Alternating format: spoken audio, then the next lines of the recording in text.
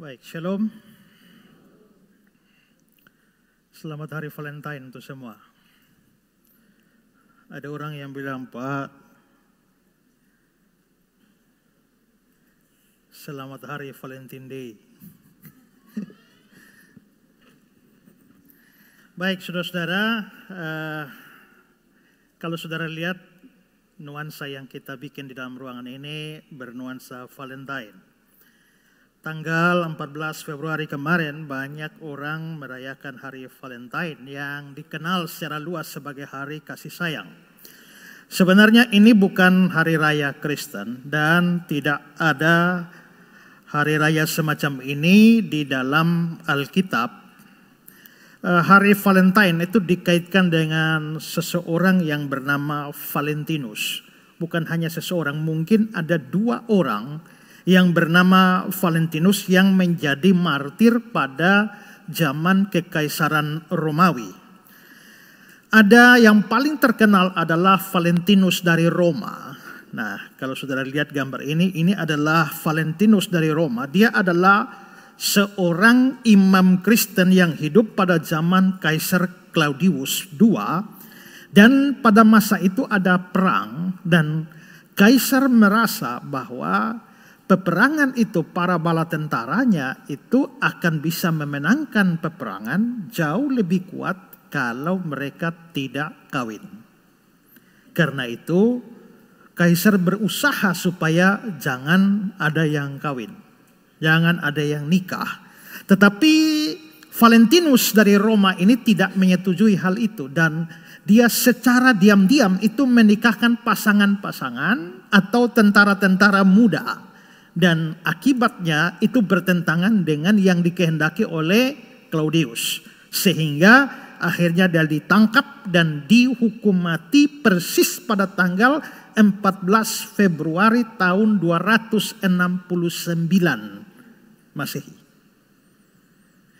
Nah, cerita yang lain itu dihubungkan dengan seorang Valentinus yang lain namanya Valentinus dari Terni. Dia adalah seorang uskup yang hidup pada abad yang ketiga dan dia diyakini dianiaya, disiksa oleh pihak Romawi karena dia menyebarkan iman Kristen dan bahkan saudara dia itu dipenjara karena itu dan bahkan dalam penjara dia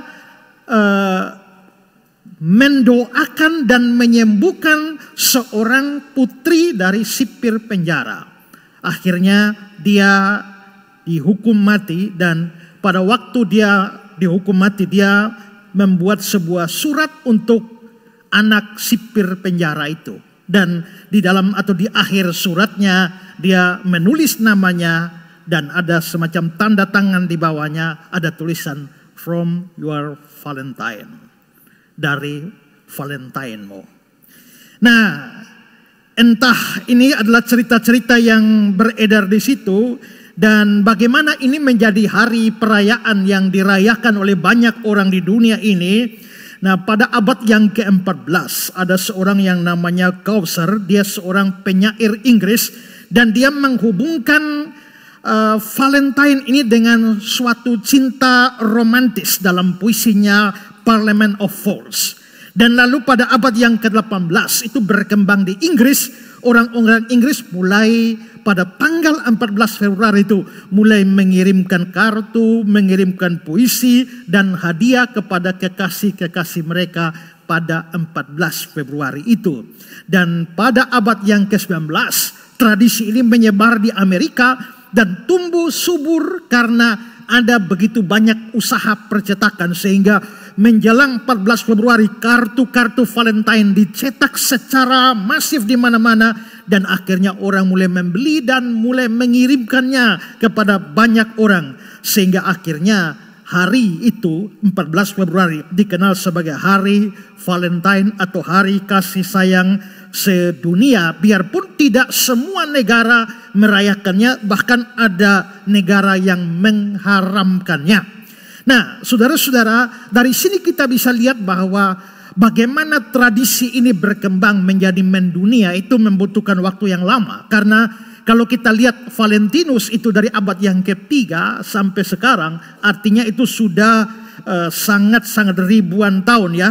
Dan saudara-saudara, ini memang bukan peristiwa di dalam Alkitab. Tetapi satu hal yang perlu kita pahami adalah bahwa ada sejumlah perayaan yang sebenarnya bukan khas Kristen, tapi diadopsi oleh gereja Kristen dan merayakannya dengan membuat isi atau konten makna baru dari perayaan itu. Kita ambil contoh saja Paskah. Sebenarnya kalau kita merayakan Paskah, orang Kristen merayakan Paskah, merayakan hari kematian dan kebangkitan Kristus. Dari seluruh kata Paskah yang ada di Alkitab, tidak ada satu kata Paskah pun yang mengarah kepada kematian kebangkitan Yesus. Itu tidak pernah ada.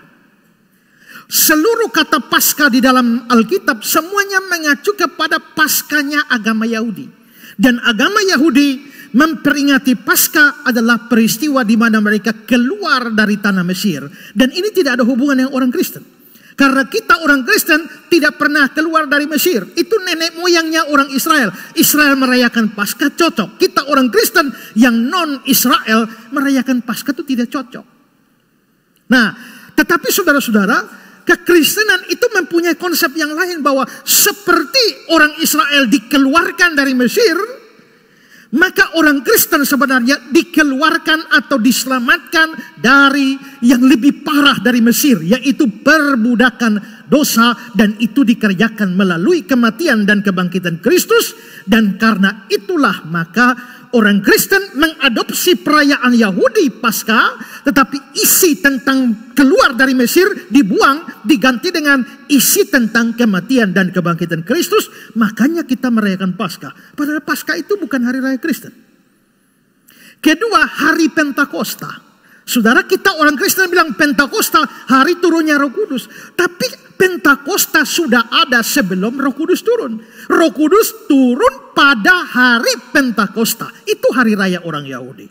Orang Yahudi merayakan Pentakosta dengan dua tujuan. Pertama, itu hari raya syukur panen.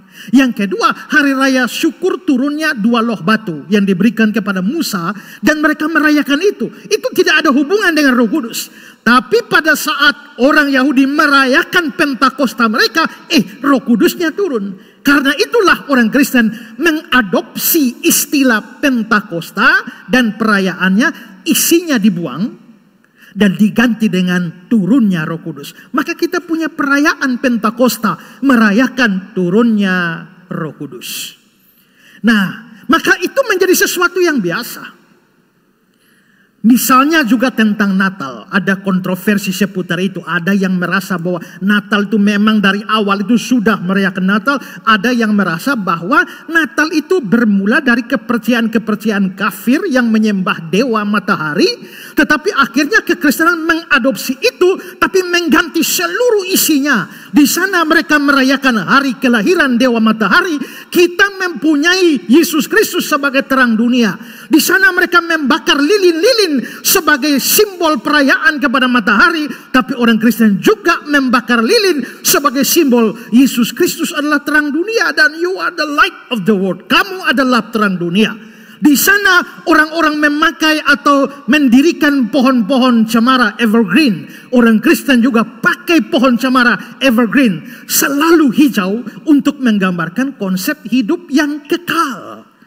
Di sana orang pakai telur, tapi orang Kristen juga mengadopsi telur untuk Paskah, untuk menggambarkan dari telur muncul seekor anak ayam, hidup yang baru. Maka kehidupan yang baru disimbolkan melalui telur Paskah.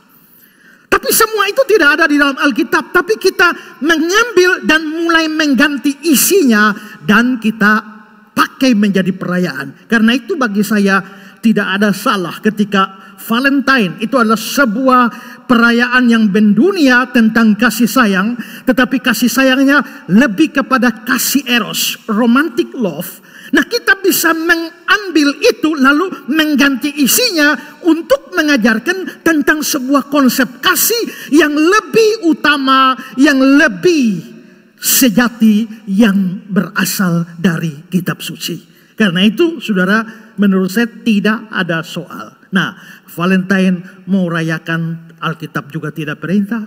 Tidak rayakan juga Alkitab tidak larang, jadi mau rayakan boleh, tidak juga tidak apa-apa. Itu sama dengan membuat pesta ulang tahun. Apakah Alkitab memerintahkan pesta ulang tahun? Tidak.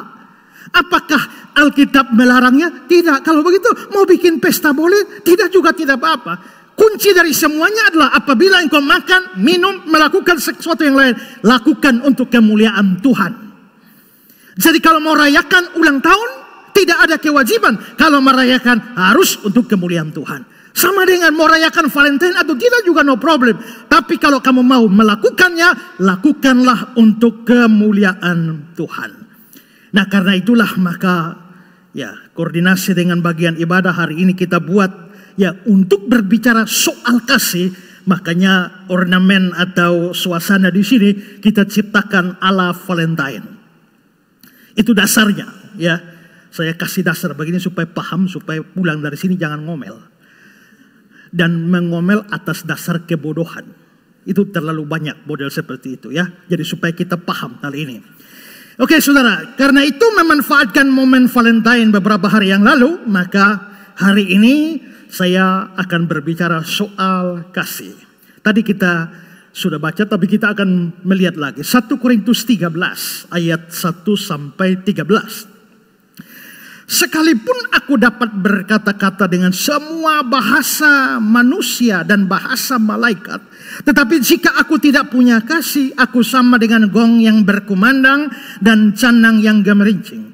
Sekalipun aku mempunyai karunia untuk bernubuat dan aku mengetahui segala rahasia dan memiliki seluruh pengetahuan, dan sekalipun aku memiliki iman yang sempurna untuk memindahkan gunung, tetapi jika aku tidak mempunyai kasih, aku sama sekali tidak berguna. Dan sekalipun aku membagi-bagi segala sesuatu yang ada padaku, bahkan menyerahkan tubuhku untuk dibakar, tapi jika aku tidak punya kasih, sedikit pun tidak ada faedahnya bagiku. Kasih itu sabar, kasih itu murah hati, tidak cemburu, tidak memegahkan diri, tidak sombong, tidak melakukan yang tidak sopan, tidak mencari keuntungan sendiri, tidak pemarah, tidak menyimpan kesalahan orang, dia tidak bersuka cita karena ketidakadilan, tetapi karena kebenaran. Dia menutupi segala sesuatu, percaya segala sesuatu, mengharapkan segala sesuatu, sabar menanggung segala sesuatu. Kasih tidak berkesudahan. Nubuat akan berakhir. Bahasa roh akan berhenti. Pengetahuan akan lenyap. Sebab pengetahuan kita tidak lengkap. Nubuat kita tidak sempurna. Tapi jika yang sempurna tiba, maka yang tidak sempurna itu akan lenyap. Ketika aku kanak-kanak, aku berkata seperti kanak-kanak. Aku merasa seperti kanak-kanak. Aku berpikir seperti kanak-kanak. Sekarang sesudah aku menjadi dewasa, aku meninggalkan sifat kanak-kanak itu.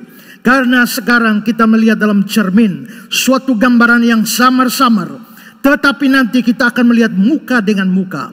Sekarang aku hanya mengenal dengan tidak sempurna. Tapi nanti aku akan mengenal dengan sempurna seperti aku sendiri dikenal. Demikian tinggal ketiga hal ini, yaitu iman, pengharapan, dan kasih. Dan yang paling besar di antaranya ialah kasih. Saudara, teks yang kita baca ini begitu indah. Dan banyak penafsir menganggap ini adalah pasal yang terindah di seluruh perjanjian baru. Saudara, seorang penafsir namanya John Wesley Brill, dia bilang begini, tidak ada satupun karya sastra manusia yang dapat menandingi perkataan Paulus di dalam pasal 13 ini. Dan tidak ada perkataan yang semulia perkataan dalam pasal ini. Itulah sebabnya pasal ini disebut kidung kasih. Dalam pasal ini, kasih seolah-olah merupakan satu pribadi yang berdiri di hadapan kita. Pasal ini disebut kidung kasih. Dan karena itulah tema saya hari ini adalah kidung kasih. William Barclay menyebut ini sebagai himne kasih. Saudara, tentu semua itu benar. Dan dari pasal ini banyak orang mendapatkan inspirasi untuk menciptakan lagu-lagu bertemakan kasih. Kita baru saja menyanyi satu lagu tadi ya. Kasih pasti lemah lembut, kasih pasti murah hati. Ya, Ada yang juga membuat kalau bukan kasih lautan kan kering, dan masih banyak lagi. Dan memang saudara, kalau kita mau berbicara soal kasih Kristiani secara lengkap, maka pasal ini tidak boleh terabaikan atau terlewatkan. Nah, karena itu saudara, hari ini saya ingin bahas tentang kidung kasih ini. Saudara, ini ada di surat 1 Korintus. Jemaat Korintus adalah jemaat yang didirikan oleh Paulus. Setelah Paulus mendirikannya, Paulus melanjutkan pelayanannya ke tempat yang lain. Tapi jemaat Korintus itu mendapatkan tempat di hati Paulus. Dia 3 kali sempat berkunjung kembali ke jemaat Korintus. Dan dia bikin 3 surat untuk jemaat Korintus. Nah, saudara-saudara, kalau kita lihat surat-surat untuk jemaat, biasanya Roma dapat 1 surat saja, ya. Nah, juga beberapa tempat yang lain. Kebanyakan dapat 2 surat, makanya ya ada surat 1 Tesalonika, 2 Tesalonika. Tapi Korintus sendiri dapat 3 surat dari Paulus. Nah, sayangnya surat 1 Korintus yang asli itu hilang. Maka sisa 2, yaitu 2 Korintus dan 3 Korintus. Tapi karena 1 hilang, maka 2 ini dijadikan, yang 2 jadi 1, yang 3 jadi 2. Maka surat 1 Korintus kita yang sekarang kita baca, itu mestinya 2 Korintus. 2 Korintus kita mestinya 3 Korintus. Tapi surat yang pertama itu hilang. Nah, apa masalah di dalam jemaat Korintus? Paulus membuat surat ini 3 kali untuk jemaat Korintus karena ada masalah berat di tengah-tengah jemaat ini. Pertama saudara, karena ada perpecahan di dalam jemaat. Jemaat ini bagus, tetapi ada perpecahan. Mereka pecah dalam banyak hal, termasuk di dalam mengidolakan hamba Tuhan. Makanya yang satu bilang, kami dari golongan Paulus, kami dari Apolos, kami dari Kefas. Masing-masing punya hamba Tuhan idolanya, dan masing-masing meninggikan hamba Tuhannya, merendahkan yang lain. Paulus termasuk, aku dari golongan Paulus. Yang lain bilang kami Paulus karena dia penginjil hebat, pendiri gereja. Tapi Paulus kalau ngomong atau khotbah, retorikanya kalah dari Apolos. Apolos itu orang hebat, dari alumninya Alexandria. Dia sangat mahir kitab suci, retorikanya sangat bagus, menguasai apologia, berdebat dengan orang-orang Yahudi. Dia mendapatkan simpati dari jemaat. Makanya yang lain bilang kami dari golongan Apolos. Yang lain bilang kami Petrus rasul paling utama, dan lain-lain. Maka terjadi perpecahan di dalam jemaat Korintus. Yang kedua, ada dosa yang besar di tengah-tengah jemaat ini, yaitu ada orang yang hidup dengan istri ayahnya. Jadi ayahnya rupanya punya istri 1, 2, 3. Tetapi seorang anak dari si ayah ini, dia hidup dengan istri dari ayahnya. Dan menurut Paulus, percabulan yang demikian bahkan tidak ada di kalangan orang kafir. Selain itu, masalah yang ketiga di dalam jemaat Korintus adalah pertikaian mereka membuat mereka akhirnya maju sampai pengadilan. Dan mereka disidang pengadilan oleh orang-orang non-Kristen. Dan menurut Paulus ini memalukan. Ada 2 orang jemaat bertikai lalu pergi ke pengadilan, sehingga pengadilan yang bukan Kristen justru mengadili perkaranya orang Kristen. Tidak bisakah kamu selesaikan masalah di dalam gereja sendiri? Harus ke pengadilan. Masalah yang keempat, ada ajaran sesat. Yaitu ada muncul ajaran sesat dalam gereja yang mengajarkan bahwa orang mati bangkit itu tidak ada. Tidak ada kebangkitan orang mati. Makanya di pasal yang ke-15 1 Korintus, 1 pasal penuh Paulus bahas tentang kebangkitan. Kebangkitan Kristus, kebangkitan kita, kebangkitan tubuh. Pasal kebangkitan itu 1 Korintus pasal 15. Dan masalah kelima, masalah paling parah di Korintus ini menyangkut karunia roh. Nanti akan saya jelaskan. Tapi ini 5 masalah jemaat ini. Saya kira kalau kita bikin penilaian jemaat revival, ada berapa banyak masalah? 5?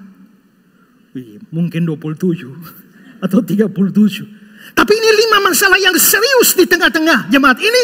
Maka Paulus bikin 3 surat untuk menanganinya. Dan banyak kasus dia bahas di dalam surat 1 Korintus ini. Dan dalam surat ini, 1 pasal 13. dia bahas soal kasih. Satu pasal ini hanya soal kasih. Di pasal 15 satu pasal hanya soal kebangkitan. Nah, saudara-saudara, sekarang saya akan mengajak kita kembali kepada pasal 13 dari 1 Korintus ini dan melihat bagaimana Paulus membicarakan kasih. Saya mau bahas 3 hal. Pertama adalah keutamaan kasih.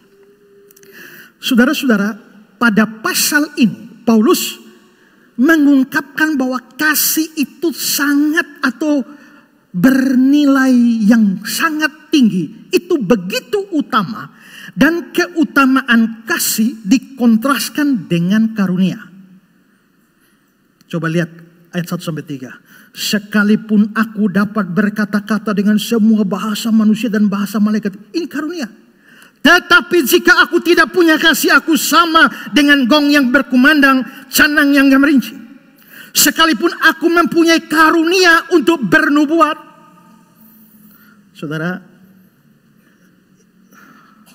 karunia bernubuat di Alkitab itu bukan karunia bernubuat itu meramal. Itu hanya aspek minor dari karunia bernubuat. Karunia bernubuat di Alkitab yang paling utama adalah karunia beritakan firman. Jadi kalau saya punya karunia beritakan firman pada saudara, saya punya karunia bernubuat. Itu yang paling utama. Yang sekunder itu adalah yang meramal. Seperti nabi-nabi, nanti akan datang suatu hari, nanti seorang anak akan dilahirkan begitu. Itu nubuat yang minor. Tapi yang utama itu adalah memberitakan firman. Sekalipun aku punya karunia bernubuat dan aku mengetahui segala rahasia dan memiliki seluruh pengetahuan, sekalipun aku memiliki iman yang sempurna, ini karunia iman, untuk memindahkan gunung, tetapi jika aku tidak punya kasih, aku sama sekali tidak berguna. Dan sekalipun aku membagi-bagikan segala sesuatu yang ada padaku, ini karunia dalam bidang diakonia ini, ya. Bagi-bagi sesuatu, bahkan menyerahkan tubuhku untuk dibakar, tapi jika aku tidak punya kasih, sedikit pun tidak ada faedahnya bagiku. Jadi di sini saudara, Paulus bicara kasih itu utama, tapi lebih utama dari apa? Lebih utama dari seluruh karunia. Ingat masalah kelima mereka adalah masalah karunia. Saudara, kita tahu bahwa untuk menjalankan pelayanan gereja sebagai tubuh Kristus, Roh Kudus memberikan karunia-karunia kepada anggota-anggota jemaat supaya membangun gereja.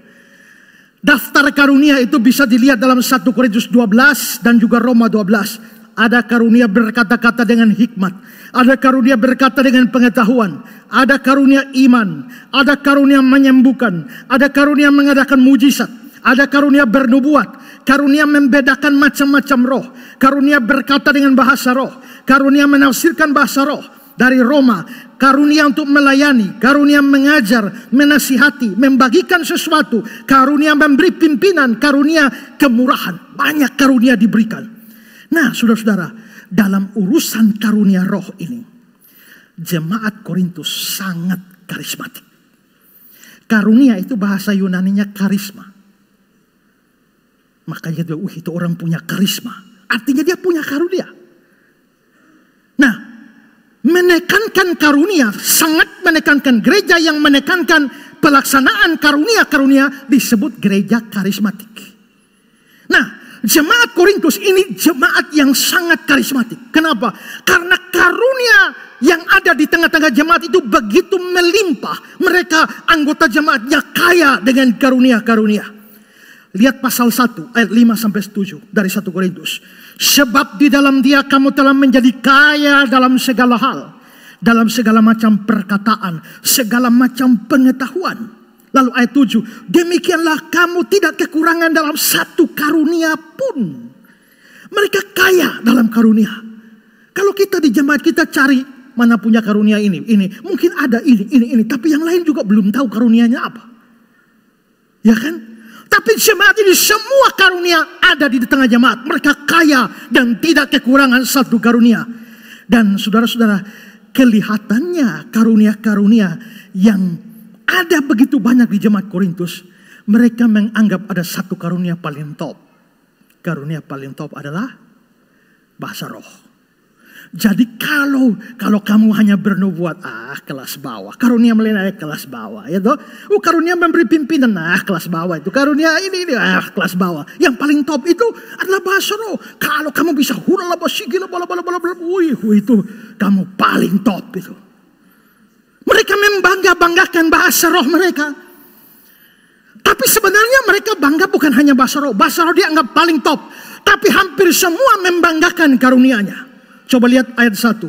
Aku dapat berkata-kata dengan semua bahasa manusia dan bahasa malaikat. Itu maksudnya bahasa roh itu. Ayat 2. Aku mempunyai karunia bernubuat. Ini untuk memberitakan firman. Aku mengetahui segala rahasia. Rahasia firman dia tahu. Dia tidur lu kasih bangun tanya ayat mana itu. Dia langsung hafal memang ya. Ini karena dia mampu mengetahui segala rahasia. Lu tanya doktrin apa dia kuasai. Memiliki seluruh pengetahuan. Lu mau tanya apa saja. Dia bisa.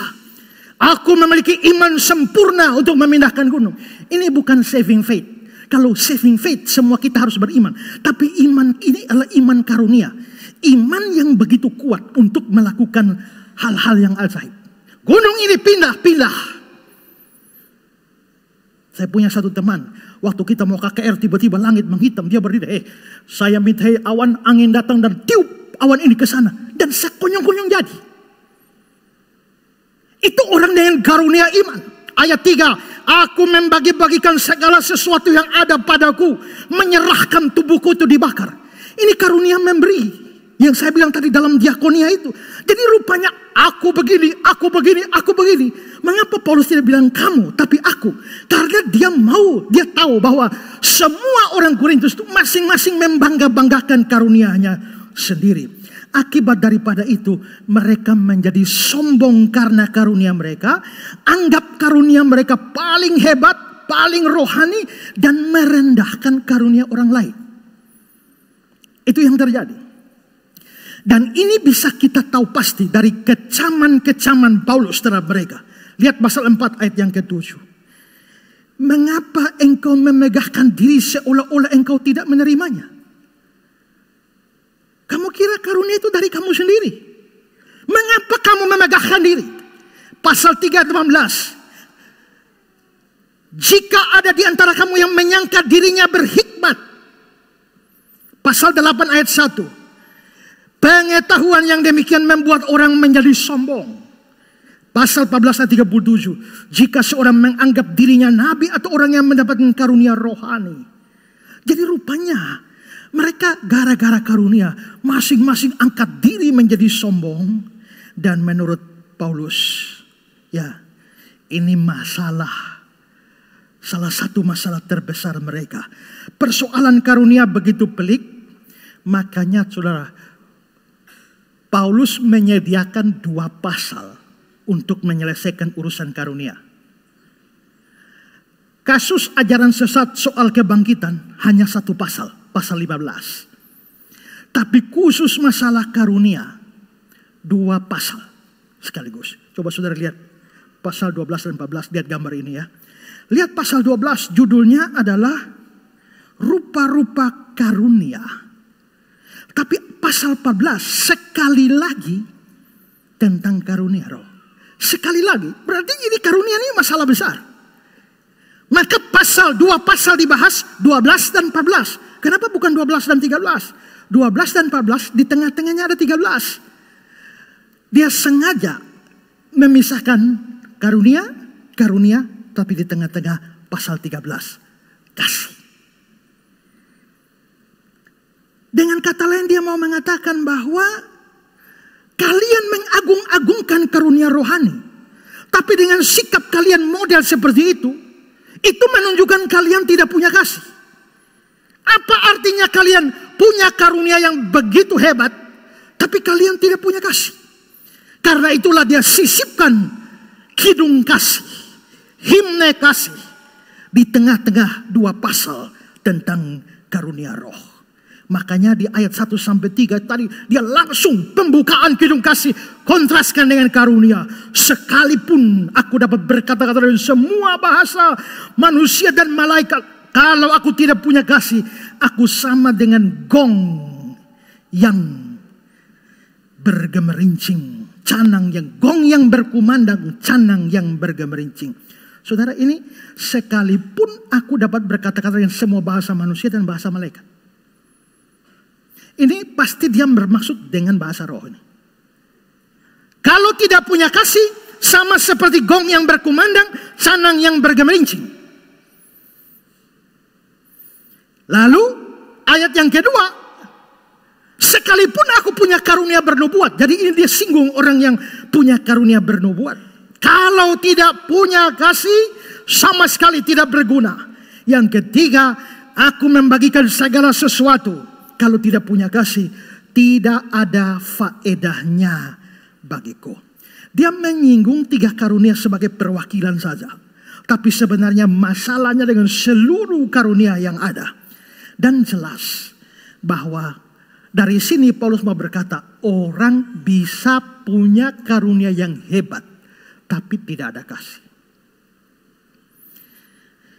Yang paling dianggap top itu bahasa roh. Tapi Paulus mau berkata, lu mau bahasa roh macam apa, lu mau tahu bahasa manusia, semua bahasa malaikat sekalipun. Tapi kalau tidak ada kasih, gong yang berkumandang, canang yang gemerincing. Ya, berapa banyak orang yang hari ini mendewa-dewakan bahasa roh. Lincah sekali mulutnya. Lagi pula, saya tidak percaya itu bahasa roh itu adalah bahasa roh yang asli. Saya percaya ada bahasa roh yang asli Alkitab, tapi bukan yang seperti ini. Yang seperti ini bahasa roh palsu. Yang sudah pernah saya bahas. Tapi ada orang yang bahasa rohnya sudah palsu, tidak ada kasih lagi. Coba kalau bahasa roh masih asli, lalu ada kasih, tidak ada kasih, mungkin kita masih kodoluda, ya kan? Tapi ini sudah bahasa roh palsu lagi, tidak ada kasih lagi. Dengan berbahasa roh dia merasa dirinya paling rohani, dan orang yang tidak berbahasa roh itu warga Kristen kelas 2. Itu seperti yang pernah saya cerita waktu saya ikut persekutuan doa hamba-hamba Tuhan di Bali dengan teman saya, Ananias Leo dari timur itu ya. Kita dua duduk, lalu mereka bagi kelompok doa 10, 12 orang. Satu grup 12 orang. Pokok doa ini mulai semua penyembahan, lalu semua mulai bahasa roh. Saya sama Ananias ada di sebelah dan semua 10 orang berbahasa roh. Semua udah pada ribu-ribu semua. Hanya kita 2 yang tidak. Hanya kita 2 yang tidak, tapi ada yang aneh. Begitu mengamati, ternyata 10 orang yang berbahasa roh ini saling berangkulan. Baru berbahasa roh.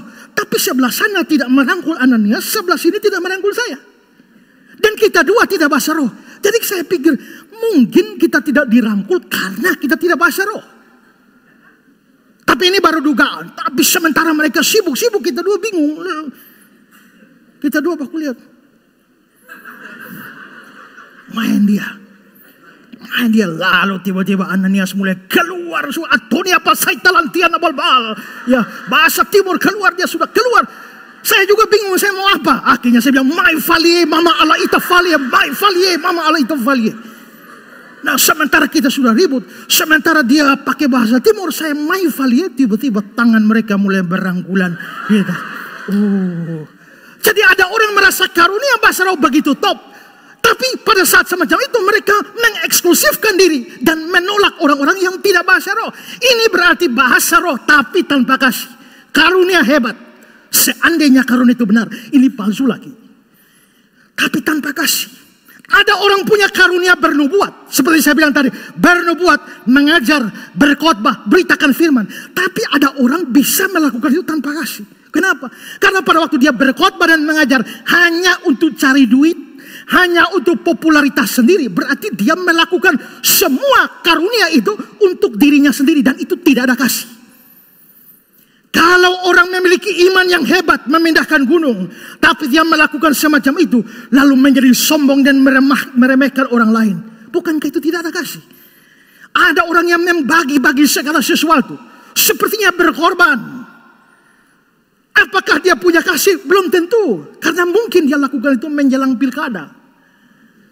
Maka dia melakukan itu untuk dirinya sendiri. Maka itu bukan kasih. Jadi ada kemungkinan bahwa orang mempraktekkan karunia rohani yang hebat-hebat. Tapi tanpa kasih. Menurut Paulus yang bahasa roh hebat. Tapi tidak ada kasih. Gong yang berkumandang, canang yang gemerincing. Saudara, maksudnya apa? Gong dan canang, perhatikan ya. Itu adalah dua benda yang sering pada zaman itu dipakai di dalam acara-acara ritual kafir.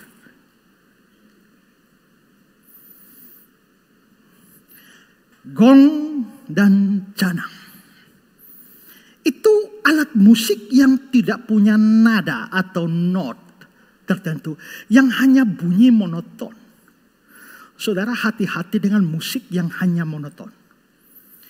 Kalau musiknya ting ting ting ting ting ting ting ting, itu enggak, secara psikologis tidak terlalu mempunyai pengaruh. Tapi kalau dia tum tum tum tum tum tum tum tum, dia satu nada atau satu dua nada itu diulang tum, makin lama makin cepat. Itu punya efek psikologis yang membawa kita pada masa trans. Itulah sebabnya kenapa di dalam praktek-praktek kafir mereka menggunakan musik yang monoton lalu orang kesurupan.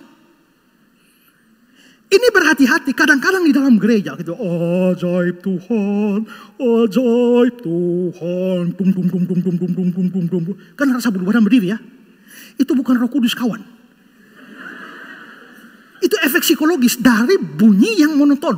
Tum tum tum, makanya bahas tum tum tum tum tum tum tum tum tum. Itu kalau pada saat terus makin lama coba dia. Itu semua kita bulu badan berdiri seperti hadirat Tuhan datang kan. Tapi coba tiba-tiba listrik mati. Itu hadirat Tuhan hilang. Karena itu bukan soal hadirat Tuhan. Itu efek psikologis. Kalau itu dinaikkan terus orang trans. Pada waktu trans maka dia bisa guling-guling. Tapi dianggap sebagai karunia atau pekerjaan Roh Kudus. Tidak. Nah, gong dan canang yang gemerincing itu dipakai musik dalam praktek ibadah kafir. Dengan kata lain, Paulus mau berkata, kalau kamu bahasa roh begitu hebat tapi tidak ada kasih, kamu tidak ada beda dari orang kafir. Kalau kamu punya karunia bernubuat, beritakan firman dengan hebat, tapi kalau kamu tidak punya kasih, sama sekali tidak berguna.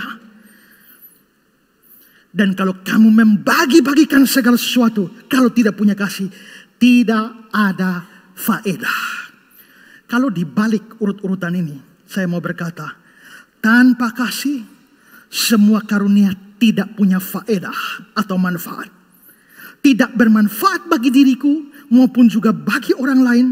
Dan akhirnya membuat saya tidak berbeda dengan orang kafir. Berarti kasih sangat penting. Lebih penting dari semua karunia roh yang ada. Kenapa bisa begitu? Karena kasih bukan karunia roh. Kasih itu buah roh. Galatia 5. Tapi buah roh ialah kasih. Bukan buah-buah roh. Buah tunggal. Berarti bukan 9 buah roh. 1 buah roh. Tapi 1 buah roh itu seperti 1 jeruk. Di dalamnya ada bagian-bagian. Nah, buah roh itu kasih. Intinya, tapi di dalam kasih itu ada segala macam yang 8 yang lain itu. Itu buah roh. Apa bedanya karunia roh dengan buah roh? Kalau karunia roh, roh kan memberikan kepada yang seorang ini, yang seorang ini, yang seorang ini. Tidak ada orang yang bisa dapat semua karunia. Dan tidak ada karunia yang harus dimiliki oleh setiap orang. Kepada si A dapat karunia ini, tapi tidak dapat yang ini. Yang itu dapat ini, tapi tidak dapat ini. Tapi kalau buah roh, semua harus punya. Kenapa bisa begitu? Karena kalau tidak punya buah roh, kamu bukan Kristen. Buah roh ialah kasih. Kalau tidak ada, mengapa waktu saudara percaya Yesus diberikan Roh Kudus? Kalau ada Roh Kudus kerja di dalam, lalu kerja di dalam melahirkan buah roh. Kalau tidak ada buah roh, artinya Roh Kudus tidak kerja.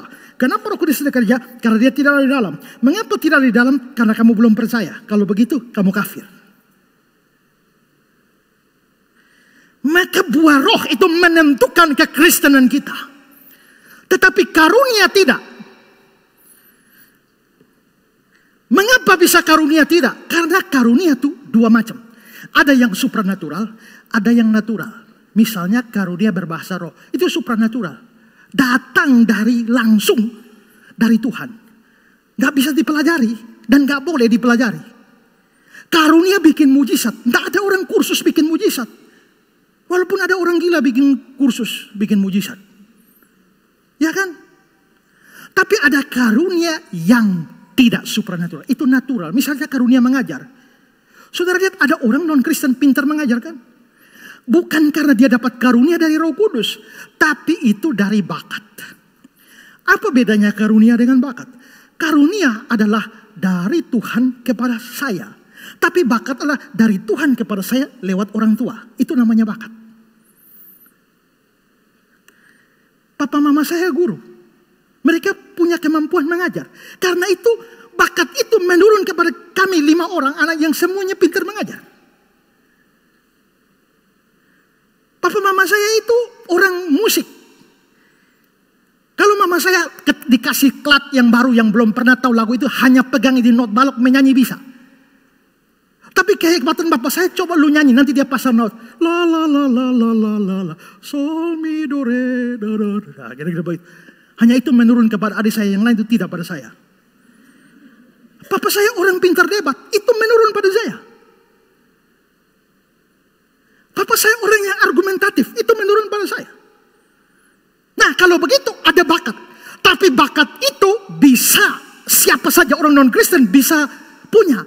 Tapi pada waktu saya percaya pada Yesus dan bakat ini saya persembahkan untuk melayani Tuhan, bakat ini berubah menjadi karunia.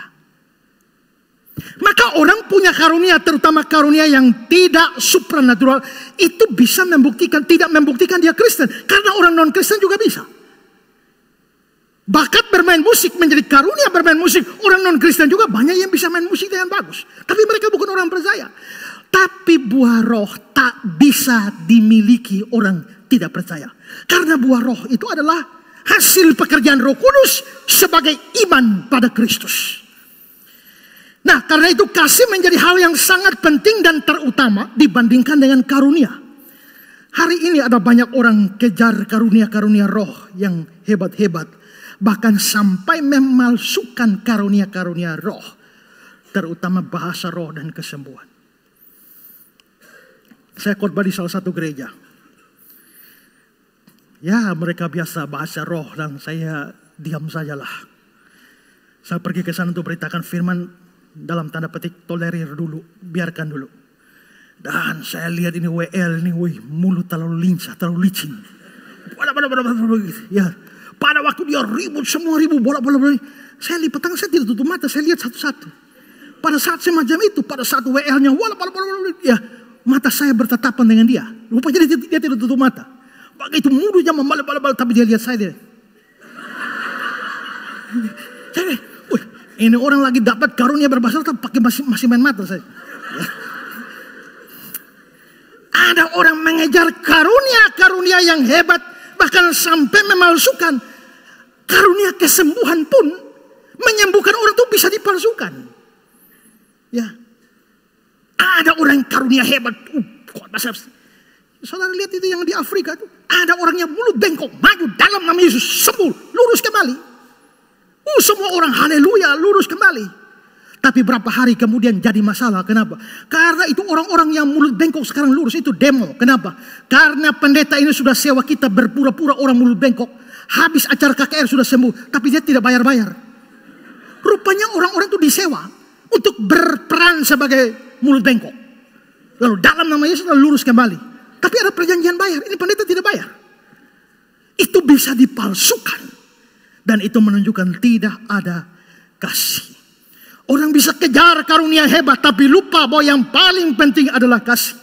Maka Paulus memberikan nasihat dalam pasal 12 ayat 31. Jadi berusahalah untuk memperoleh karunia yang paling utama.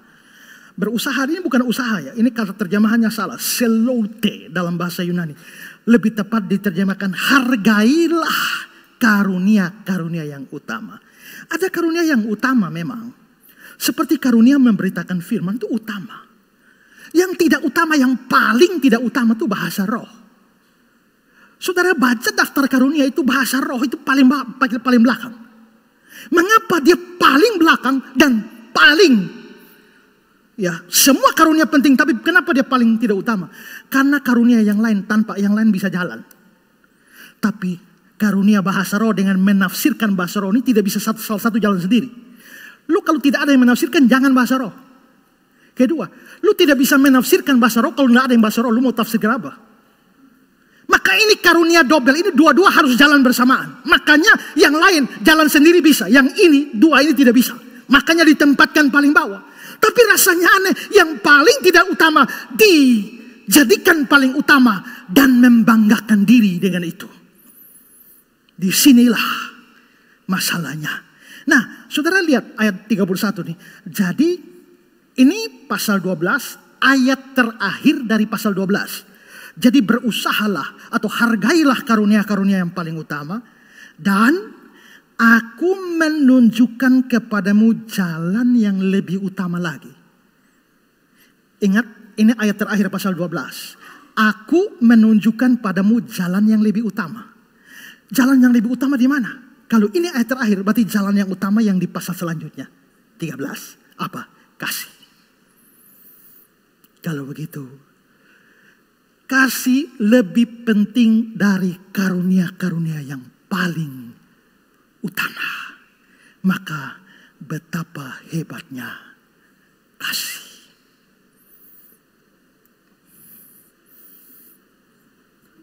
Tepuk tangan buat kasih.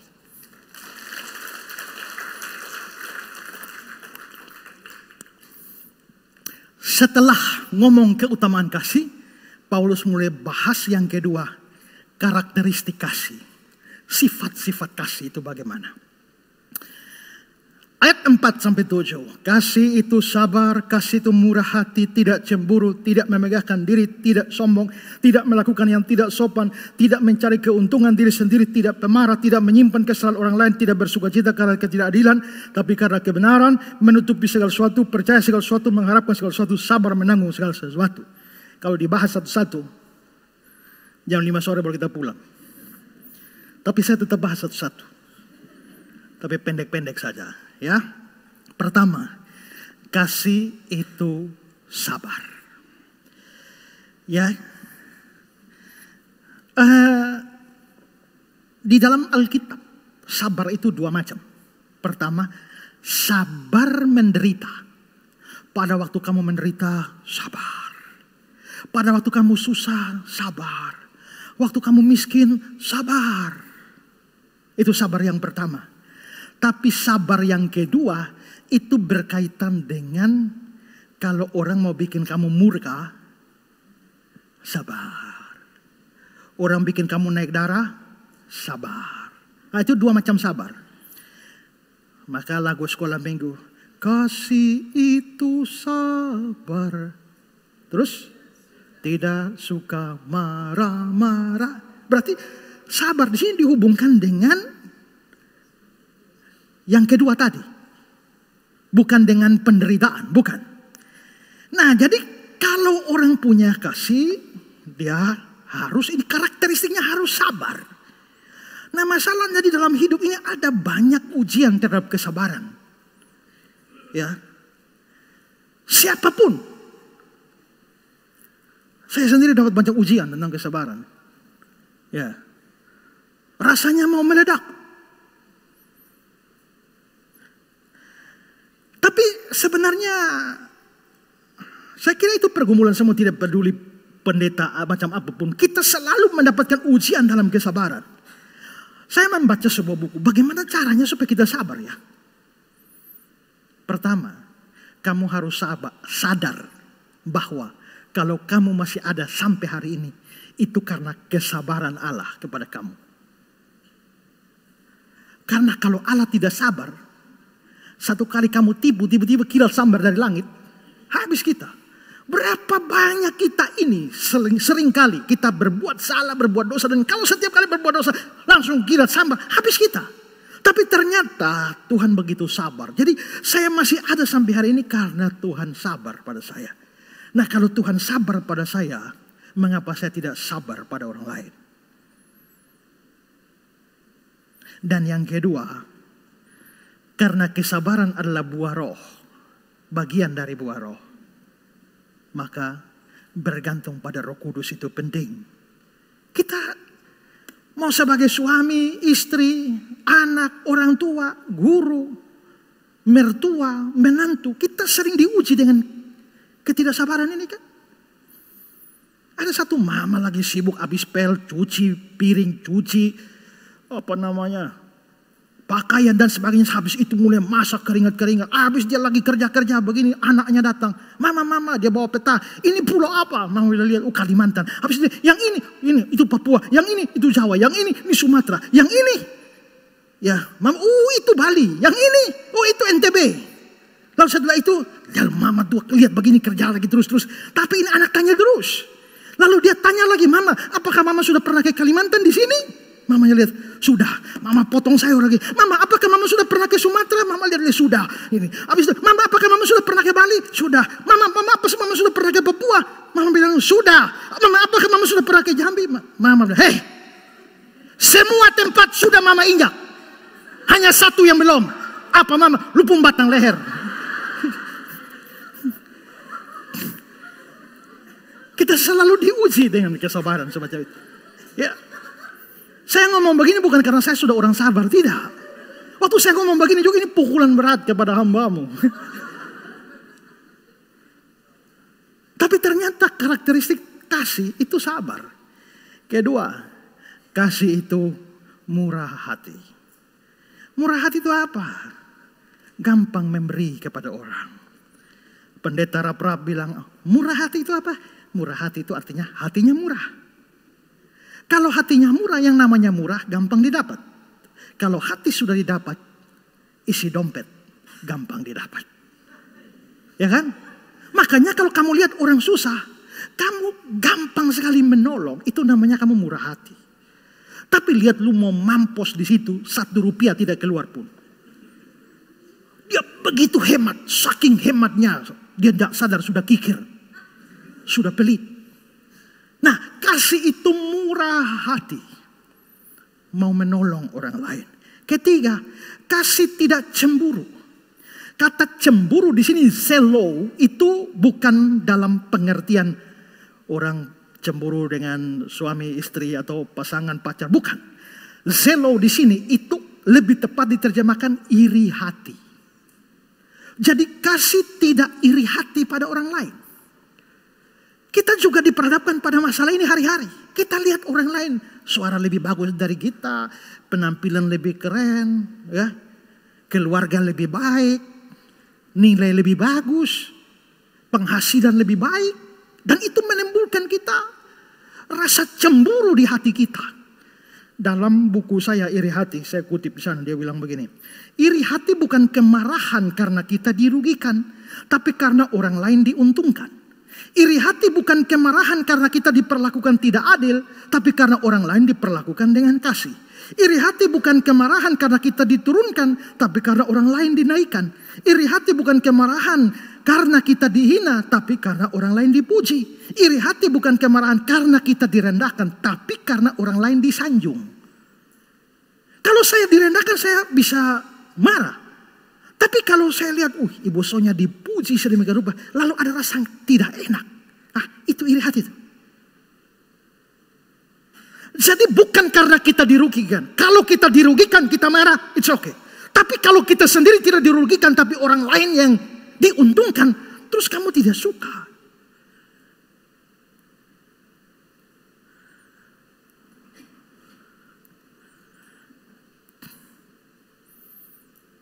Ada orang-orang yang begitu mengidolakan saya, puji-puji saya. Pendeta, waktu mau masuk tahun 2025, salah satu pergumulan doa saya di tahun 2025 adalah bisa memegang tangan Pak Esra. Bayangkan, tapi saya tidak mau cerita di siapa, saya biasa kasih kirim ibu Sonya untuk ketawa-ketawa. Kemarin ada orang, saya sekarang menetapkan Pak Esra menjadi rabi. Ya saya rabi ya. Memang saya merasa itu terlalu berlebihan, tapi saya nggak mau cerita sama ibu Sonya. Karena saya tahu macam apapun saya dipuji itu tidak akan membuat dia rasa tidak enak.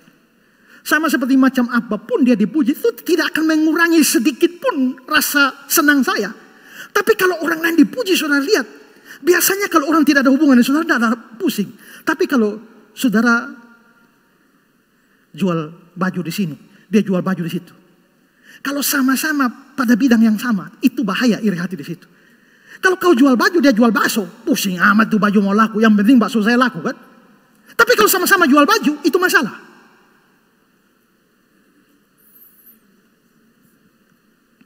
Kalau saya maju dalam, saya kerja pelayanan pada Tuhan.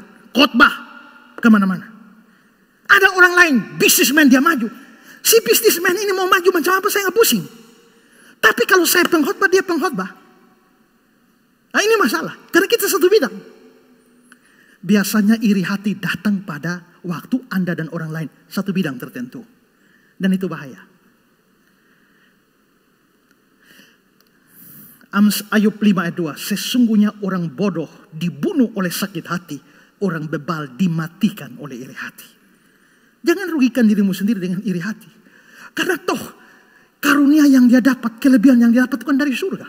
Waktu kamu iri hati pada dia, sebenarnya kamu protes surga. Kenapa kasih dia dan tidak saya? 3. Yang 4. Kasih tidak memegahkan diri dan tidak sombong. Tidak memegahkan diri dan tidak sombong. Apa bedanya memegahkan diri dan sombong? Memegahkan diri di sini kata Yunaninya adalah perpereumai yang berarti membual. Sombong itu menggunakan kata pisio yang berarti meniup dan mengelembungkan. Apa artinya membual dan sombong? Membual itu adalah sesuatu yang sebenarnya tidak ada. Tapi diada-adakan untuk kebanggaan diri. Tapi sombong memang benar ada. Tapi yang ada itu dipakai untuk membanggakan diri. Saudara, tahun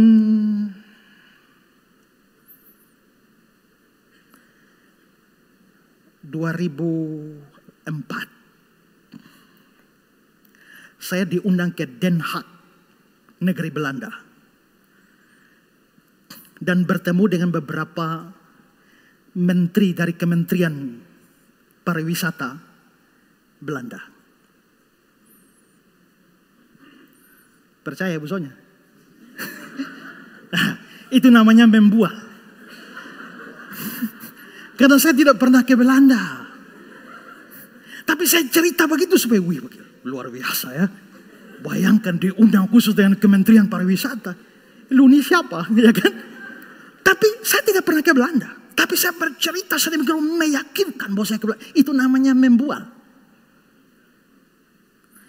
Tapi saudara, saya ini dokter loh. Dr. Ezra Alfred Suruh STH MPDK. Apakah saya dokter? Benar. Saya sarjana teologi? Benar. Master pendidikan? Benar. Nggak ada yang salah dengan itu. Tapi pada waktu saya mau dokter loh. Ini namanya sombong. Itu dokter benar. Jadi membual itu ini sama sekali tidak benar.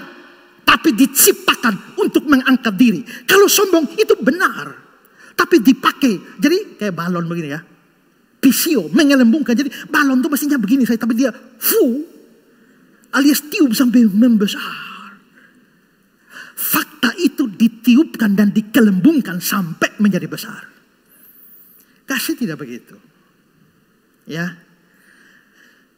Hidup apa adanya saja. Tidak usah membual terlalu tinggi. Tapi kalau kamu punya ini, punya itu, punya ini, punya itu. Jangan pakai itu untuk membanggakan diri. Kasih tidak seperti itu. 5. Kasih tidak melakukan yang tidak sopan. Kata Yunaninya adalah asemoneo. Dan biasanya merujuk pada tindakan yang tidak pantas atau hina. Dan studi lebih dalam tentang kata ini bisa dibikin panjang lebar. Itu menunjukkan kepada sebuah tindakan tidak pantas dan hina di dalam penampilan seseorang yang berbau seksual. Jadi misalnya kalau orang mestinya kalau pakai baju biasa juga bagus. Tapi dia harus membuat pakaiannya seminim mungkin dan semenarik mungkin dan itu menjatuhkan orang lain di dalam dosa. Misalnya dia pergi ke gereja tali satu. Itu tidak sopan. Tapi juga di satu sisi itu tidak bijak. Karena kalau tali dua putus satu, masih ada satu. Tapi kalau hanya satu nih kawan, tiba-tiba dia putus, lu susah. Nah, yang dimaksudkan tuh di situ. Bahkan itu di gereja bisa terjadi. Saya mau berkhotbah, tapi ada jemaat yang duduk di sana, tali satu, rok pendek, angkat. Ini lagi.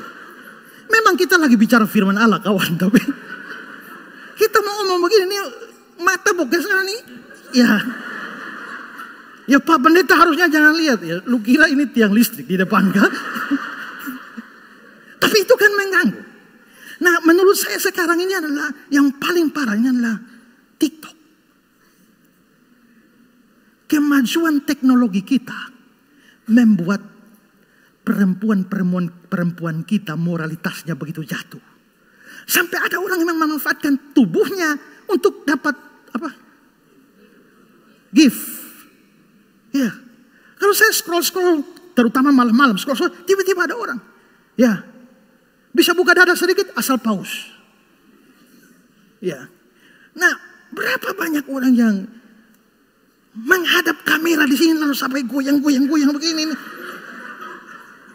Coba lu pikir berapa banyak lu menjatuhkan dan mengesalkan orang itu. Nah, itulah yang dimaksudkan tidak melakukan yang tidak sopan. Story boleh. Tapi kalau kamu punya kasih, story yang wajar. Ya. Berikut, kasih tidak mencari keuntungan diri sendiri. Ada banyak orang di Korintus itu menguntungkan diri sendiri. Mementingkan diri sendiri. Termasuk dalam perjamuan. Kalau ada acara makan-makan. Coba lihat ayat 20-21 dari pasal 11. Apabila kamu berkumpul, kamu bukanlah berkumpul untuk makan perjamuan Tuhan. Sebab pada hari perjamuan itu tiap-tiap orang memakan dahulu makanannya sendiri. Sehingga yang lapar dan yang lain mabuk. Makan duluan, Pak. Ada acara tuh hajar duluan. Yang belakang sisa kolam.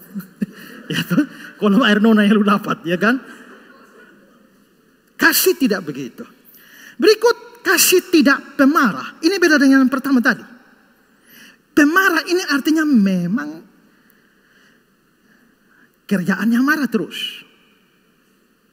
Ya kalau yang pertama tapi ya kita ini standar. Kadang-kadang memicu kita tahu-tahu naik. Tapi yang jenis ini sudah naik di atas terus. Kadang-kadang saya normal-normal tapi ada hal yang bisa bikin saya naik darah. Tapi yang jenis ini memang sudah naik darah terus. Normalnya begitu.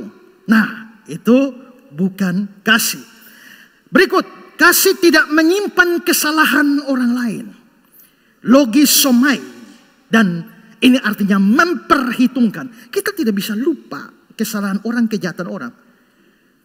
Tapi kita bisa tidak memperhitungkan lagi. Saya masih ingat orang-orang kata-kata yang menghujat saya seperti apa itu saya ingat. Tapi saya tidak memperhitungkan lagi. Ada orang yang sangat akrab di dalam gereja ini dengan saya. Sangat dekat. Sekarang sudah tidak di sini. Kemarin saya ketemu di bandara Surabaya. Waktu saya, Pak, dia bilang. Saya sampai. Saya mau tersinggung. Kenapa mengizinkan sampah ini mengganggu hati saya? Bersetan. Sudah, abaikan.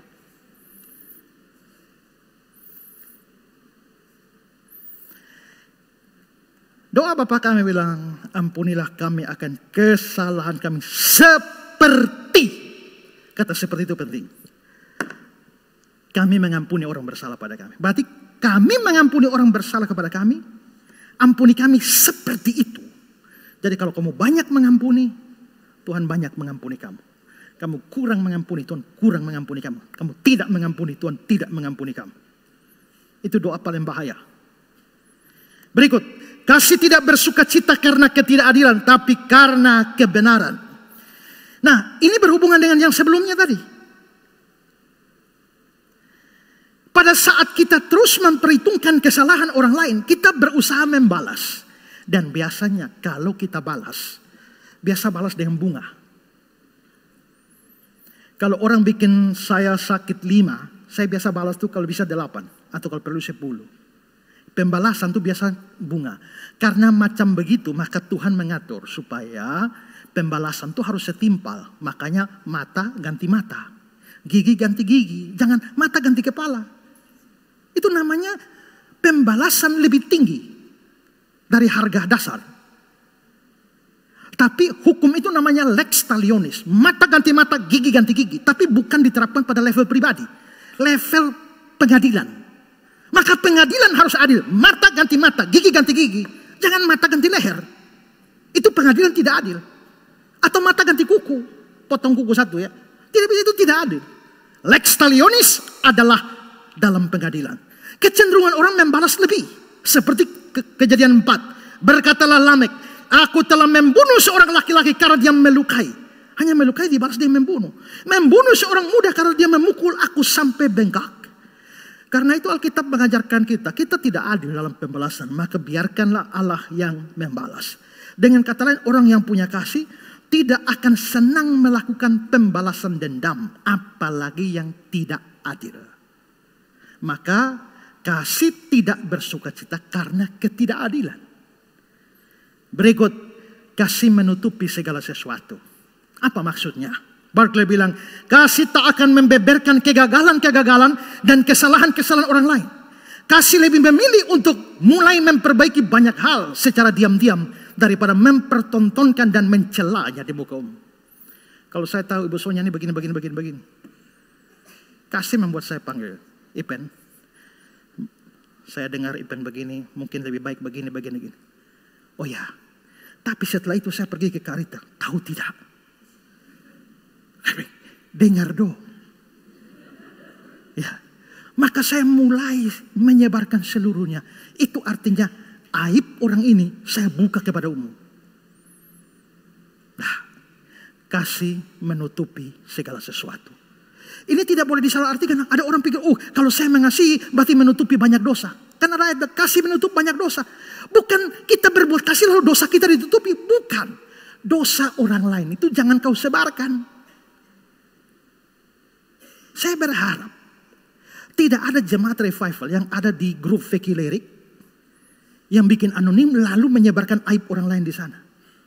Saudara, orang tidak punya kasih. Kita terbuka kepada perbaikan, tapi jauh lebih baik perbaikan secara pribadi.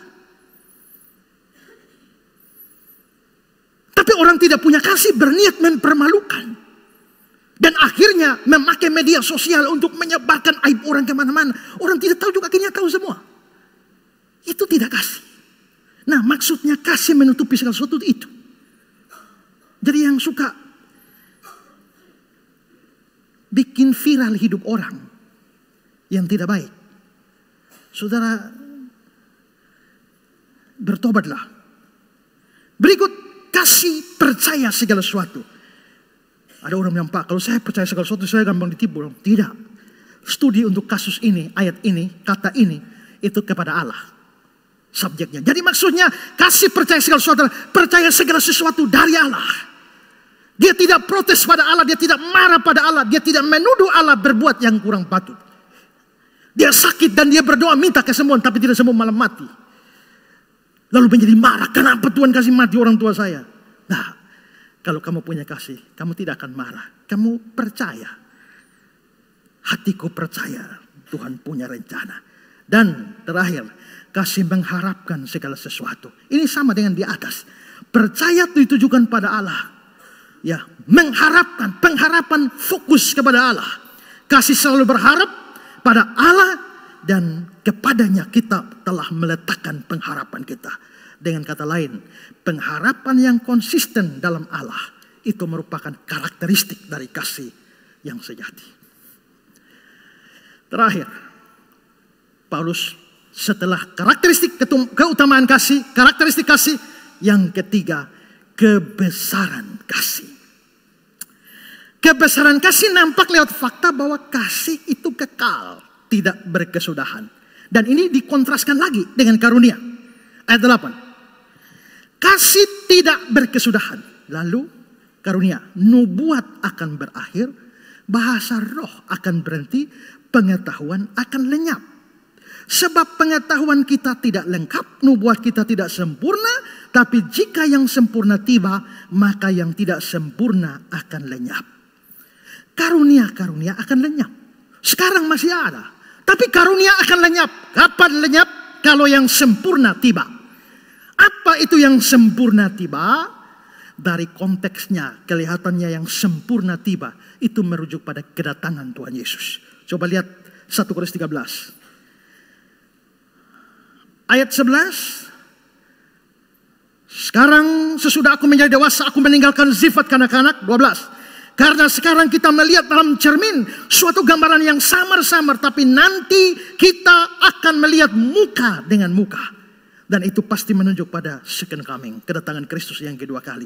Dengan kata lain, karunia ini ada sekarang, tapi pada waktu Yesus sudah datang, karunia semua sudah tidak berlaku lagi. Tapi sementara karunia tidak berlaku, kasih masih tetap berdiri. Kalau begitu karunia-karunia bukan hal yang esensial bagi seorang Kristen. Lalu apa yang esensial? Ada 3 yang esensial. Iman, pengharapan, dan kasih. Kalau saudara lihat tabel ini. Tidak esensial itu bahasa roh, pengetahuan, iman. Ya, bahasa roh dan pengetahuan dalam ayat itu. Yang esensial iman, pengharapan, dan kasih.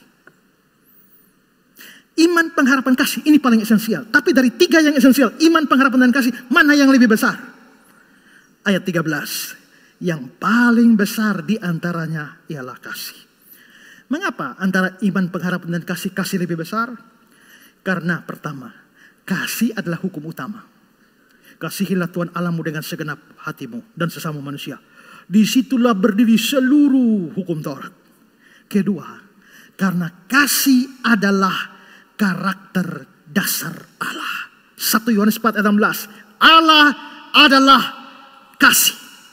Dan yang ketiga yang juga tidak kalah penting adalah karena kasih dinyatakan melalui kedatangan Kristuslah yang menyelamatkan kita sehingga kita punya iman dan iman kita punya pengharapan.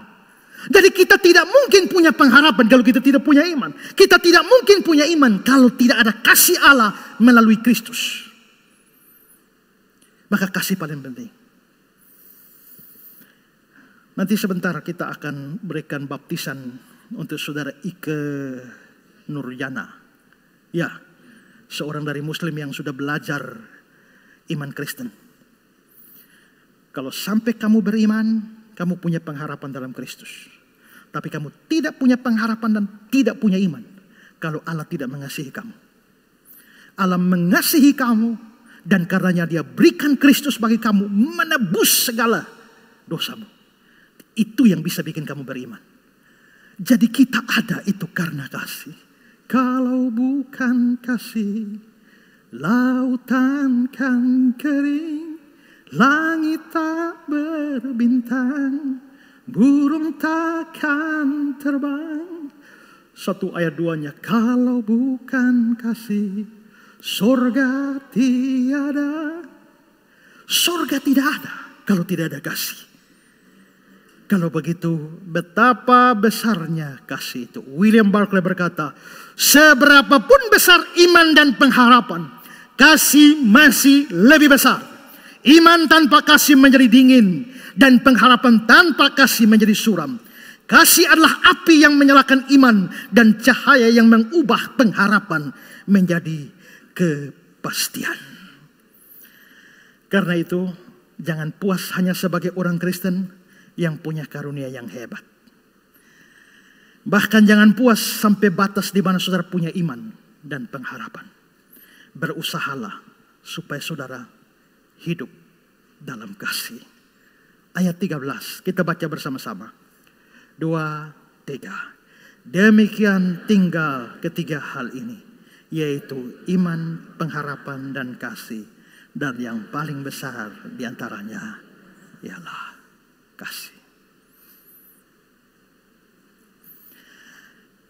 Lihat orang kiri kanan pegang tangan, bilang, aku mengasihimu.